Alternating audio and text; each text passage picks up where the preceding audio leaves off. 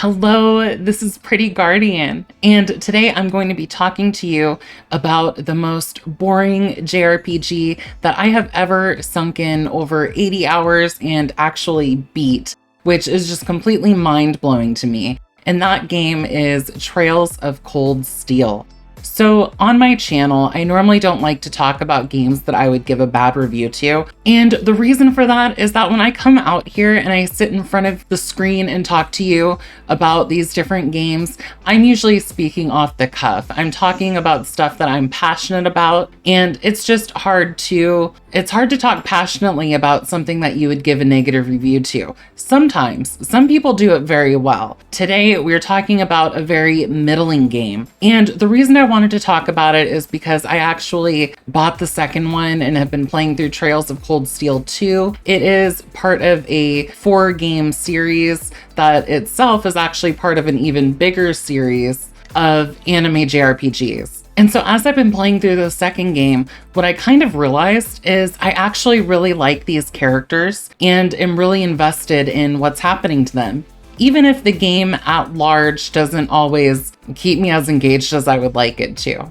So to circle back to Trails of Cold Steel 1, this game is told from the perspective of its main character, Rean Schwarzer, and he is a typical anime protagonist. He uses a katana sword. I'm actually gonna put up a picture here with some different anime protagonists because I feel like they're kind of all the same. And that's okay though, because in Rean's case, he's actually a very nice character. He's very considerate. He goes out of his way to help and protect his friends, and I just think he's lovely. So in the game, one of the things that they've done really well is the world building. There's a lot of lore, a lot of history, a lot of information for us to delve into with this series. The general premise of the game is that you are part of this military academy called Thor's Military Academy in their class 7. They're just really badass and they're being trained up to be part of the military in this fictional country of Erebonia. And throughout the game, you go on these different field assignments. This kind of goes into one of my issues with the game, and that is that to a certain extent, the game felt like kind of a walking simulator. I think that their goal was to introduce you to all of the different factions and different locations and kind of ease you into the world. But when you're playing an 80+ hour game, I would have liked there to be a little more action and a little more reason for us to be there. There was really no animus behind this game other than, hey, we just kind of want you to get some experience with this stuff. So within Erebonia, they're also kind of slowly introducing us to this conflict that's going on where the people kind of want to rule themselves. And then we're also looking at this sort of imperial noble rule. So there's kind of a common folk versus nobility aspect that's in there as well. And then within class 7, we actually kind of have a mixture of nobles and regular people. So to talk a little bit more about the characters, we have our lead, Rean Schwarzer, and then there's another character named Elisa Reinford. She is a blonde girl. She fights with a bow and arrow, and her mom is almost like the Lex Luthor of this world. She runs a tech company and they build a lot of the equipment and things that you see throughout the game. Then we have Elliot Craig, and he is the resident soft boy. He's just really cute, really sweet, likes to play the violin, and he'll support you with his magic. Then we have Laura Arseed, and she is the resident strong girl. She fights with a big buster sword. She takes her training in sword fighting very seriously. One of the things that I think is really cool about this character is that she is voiced by Marisha Ray, who I primarily know from Critical Role, but obviously she does a lot of voice acting work as well. And Marisha Ray herself has a very sultry voice that I think works really well for this sort of strong female character. Then we have Eustace Albrea.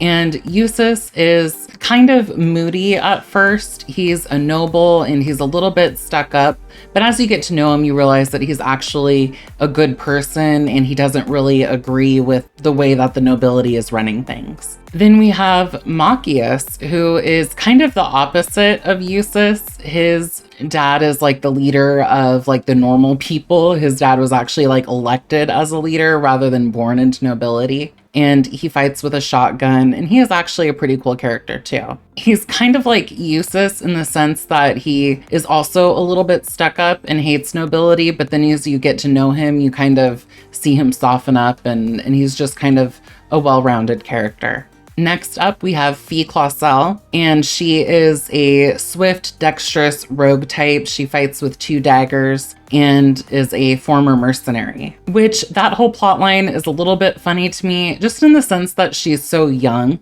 Like, I'm going to accept a young character being mature, but for her to have this like entire like war history backstory and then still be basically a child here in class 7, I'm just kind of giving that one the side eye a little bit. Okay, was she a baby out on the battlefield? And then we have the character Emma Milstein. She is a smart girl. She's very sweet. She has great magical abilities. And finally, we have Gaius Worsel. He fights with a glaive. He's from the Highlands. They call him a Nord, but you know, he's good on horseback. He likes the wind, and he's just a very like reliable, stable, grounded character.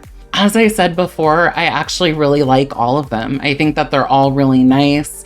I think that even though they may not always seem it, when you look at the totality of their backstories and their experiences and stuff, they are all very well rounded. Like, they kind of do have flaws and personalities and that sort of thing. Even more important than that, though, is their interactions with each other. I think that they all really support each other and have a lot of just kind of like love for their class, and they all want to like help each other and stuff. And I think it's a really cool story of friendship from that respect. One of the mechanics of the game is that in between your field assignments, you'll get bonding points. And so you can go and interact with these characters and unlock special cutscenes. From that, your characters build a bond with each other.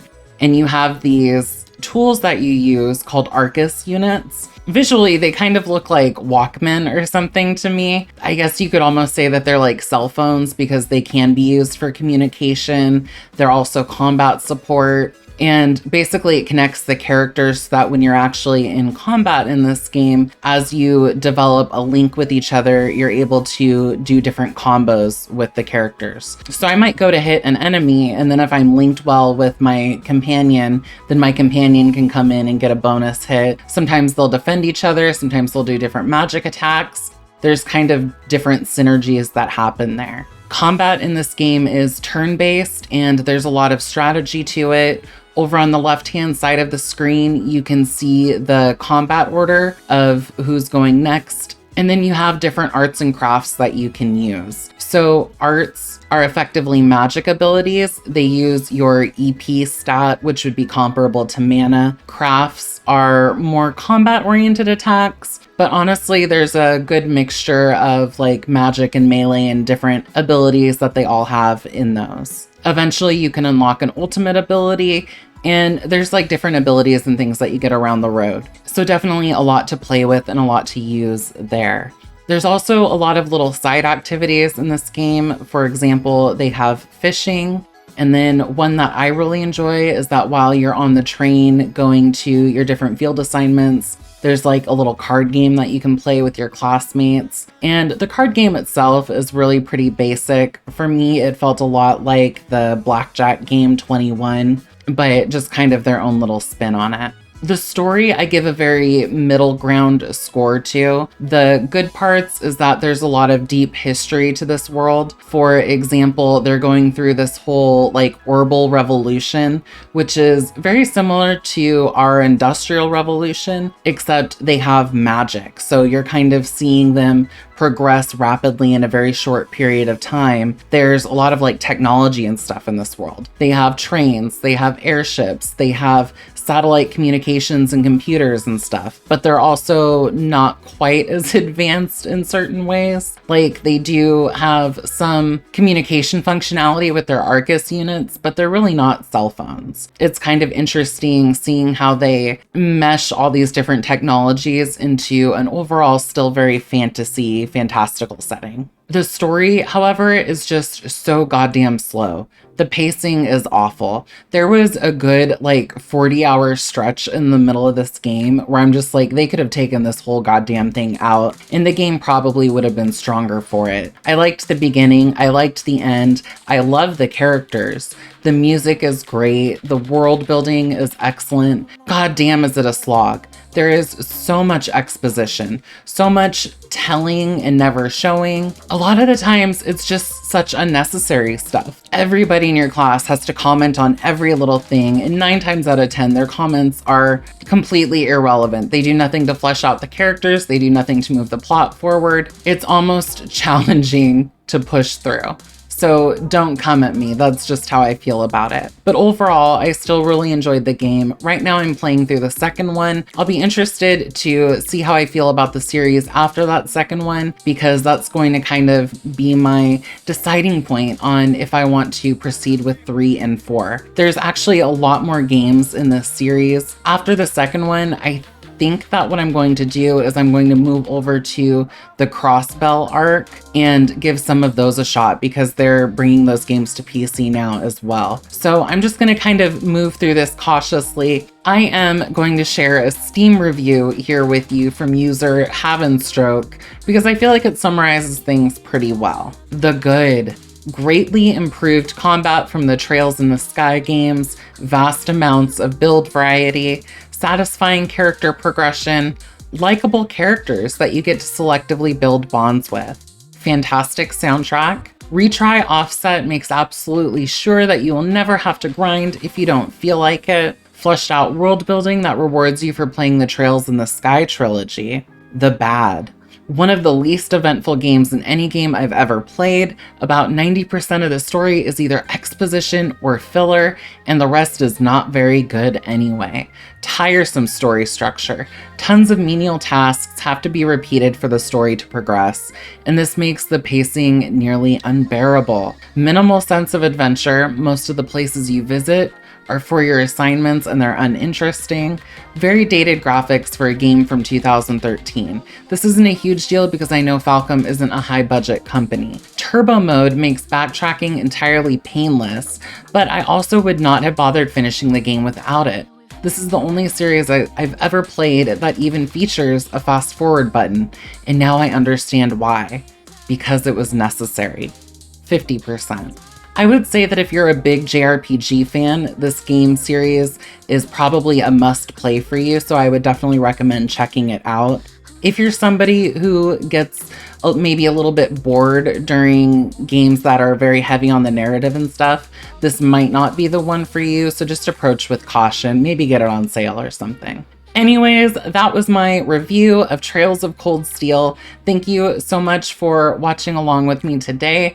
I appreciate having you, and until next time, this is Pretty Guardian, logging out.